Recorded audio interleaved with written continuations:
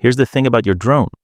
A lot of people look at a DJI drone and just see a cool remote control toy that zips around in the sky.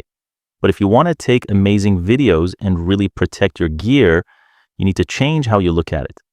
Think of it this way. Your drone is not actually a toy airplane. It's a high-tech camera attached to a flying tripod, except for Avata models. Trust me on this one.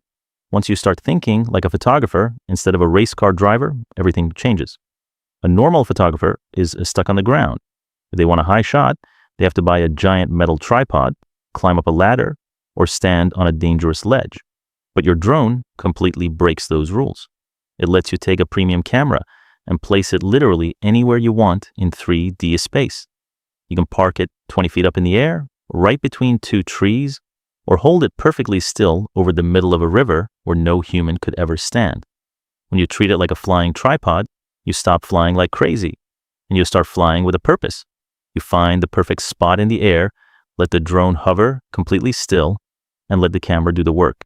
It changes how you shoot. And honestly, it keeps your drone a lot safer because you aren't doing wild stunts.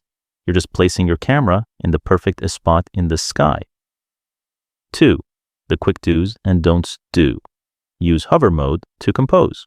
Let the drone hover perfectly still in one spot while you tilt the camera up and down to find the best look. Move in straight. Slow lines? Think about how a smooth camera tripod moves in a movie. Keep your joystick movements gentle and steady. Check your surroundings at eye level.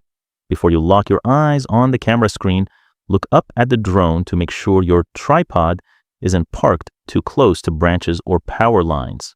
Don't treat the joysticks like a video game. Flicking the sticks back and forth makes your video shaky and ruins the illusion of a smooth, professional camera mount. Don't forget to look at the big picture. Don't get so distracted by the beautiful camera view that you forget your camera is floating in mid-air, where wind can push it. Don't rush the shot. A great photographer takes time to set up. Don't fly around at top speed when a slow, steady hold creates a much better video. 3.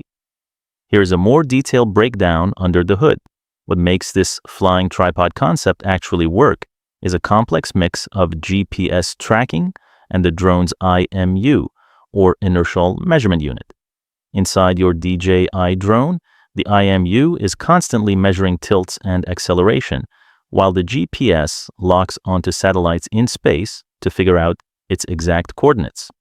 When you let go of the controller sticks, the internal flight computer uses this data to make thousands of tiny micro adjustments to the motor speeds every single second. This fights against the wind and locks the drone into a precise mathematical point in 3D space, giving you a completely stable platform for your camera. So in essence, if you view your drone as a camera with a flying tripod, then this would be a more correct way to look at your equipment. This way, you will care more about your drone and also ensure its safety more.